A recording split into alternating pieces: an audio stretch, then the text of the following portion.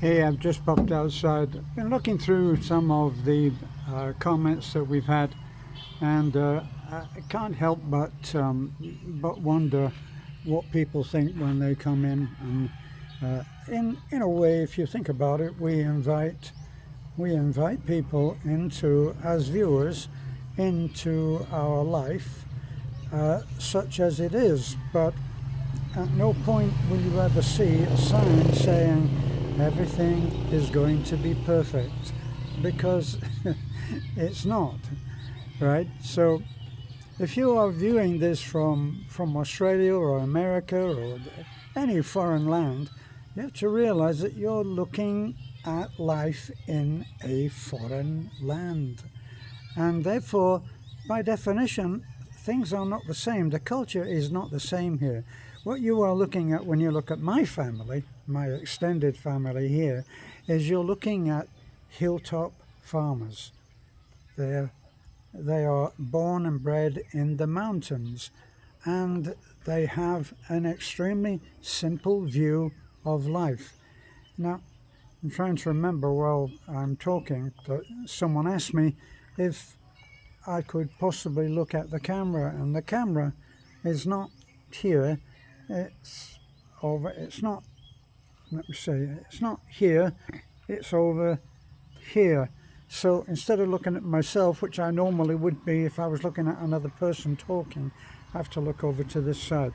So anyway, you're in effect, we've invited you into our home and our life as guests, and as such, it always surprises me that people, when they're under the cover of a what are they, nameless, aren't they? Nameless, fameless, and they feel that they can say and do things which they normally would never do if they were a guest in someone's house.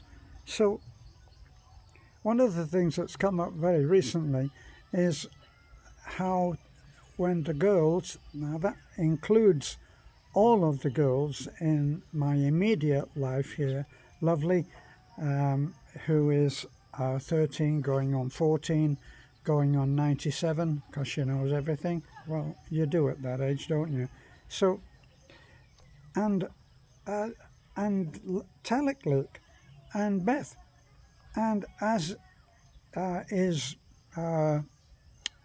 what can we say? As is made obvious, an obvious choice in such heat, going up. Our normal temperature are up in the 33. So this is pretty hot. That's why you often see me without a shirt. Sorry about that. I know it's an image that you'll probably take to your grave reluctantly, but it's hot, and we're enjoying an overcast day. If I can show you, this is the sky today, and that's going to be the sunset fairly soon, but you can see it's very cloudy, and because it's very cloudy, we're enjoying quite cool weather, which it's probably dropped wool way below about 31, so you can understand why. The girls are let me see, for England they would be scantily dressed. They've got t-shirt and tiny shorts on, and so I'm not complaining, by the way, but it's all legs. Everybody's showing their legs, and it's just a fact of life. When they sit at the table, they sit with their knees up around their chin. It's the way they do it here. And when people say sit properly, it echoes my own mother would say, if I wasn't sitting quite right, or my elbows were here, or when they should be there, or they weren't on the table, or my mouth was open when I was eating, I was constantly corrected. And you know what? I'm not going to do that to the ladies in my life. I'm not going to do that to the kids in my life. I'm not going to be the leg policeman where I say, sit properly. Because we're family. We're in a family unit. We're home. We're at home, and people are invited into our home. Now, we've had this. This has been a kind of a moot point for a long, long time. Is that people think that because Beth and I have elected to be on video, that we are providing a platform for people to criticize. And it's strange that people say, oh, you can't take criticism. No, I don't have a target on my chest. I always used to think of this, that sometimes people think that on my t-shirt I've got one of those round targets, you know, with a bullseye, and that their job is to just tell me what's wrong with me. I know I'm not perfect, and I know that the people in my life are not perfect, nor is where I live perfect, nor is that bloody fly that won't go away perfect. And that's the way that it is.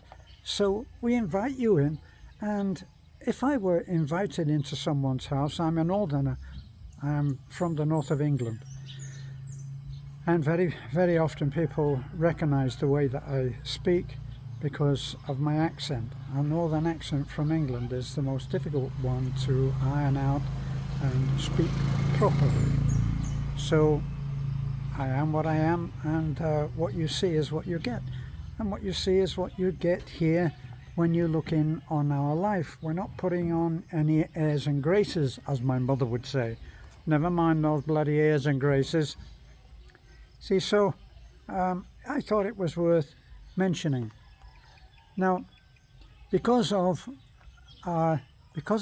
this coming up recently, I had one subscriber.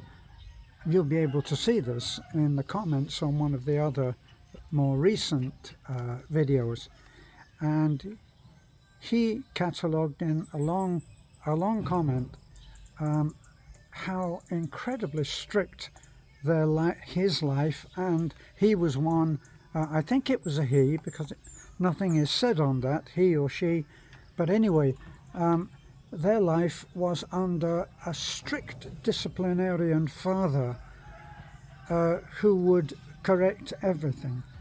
The father sat at the head of a large table, 13 children. This was one of the old-fashioned old families, so could very likely been of Irish heritage. I'm of Irish heritage myself. I'm English-born. I'm an English-born Irishman, and this sounded like it. I'm only guessing. Could have been an Irish family, even if it was first or second generation. So they very much like my own parents. I couldn't put my elbows on the table. Couldn't talk with my mouth full. I couldn't eat with my mouth open. I couldn't do lots of things. I had to sit up straight at the table. I had to clean my plate. I couldn't leave anything on there. If I asked for the food, I had to eat it. You ask for it, you eat it. A lot of people may recognize this kind of upbringing. And I made the point from this subscriber who wrote very nicely and accurately about life under his authoritarian father, and made the point that the children who are born to very rich parents, they come up with, in my family, they would have said born with a golden spoon in their mouth or a silver spoon in their mouth. In other words, they had few struggles. Now, the fact is that what they found statistically is that those children who were born to self-made rich parents tended to grow up soft, because the parents wanted to give them everything that they had to struggle for, neglecting to realize that the reason that they were able to make it in a hard world was because they were brought up in a hard family where life was hard. For many of the children, they won't look like children to you. The young ladies and young men who you see in our videos, who we have been trying to help through their education, because of the fact that we have been the middlemen in very generous donors who have made it possible for us to guide a lot of children through their education. We are not the heroes, they are the heroes. All of you people who are watching now who know that they have contributed, you are the heroes. And because of that, the children that have come to us have incredibly hard lives, but they're strong kids. Because of that, they are strong.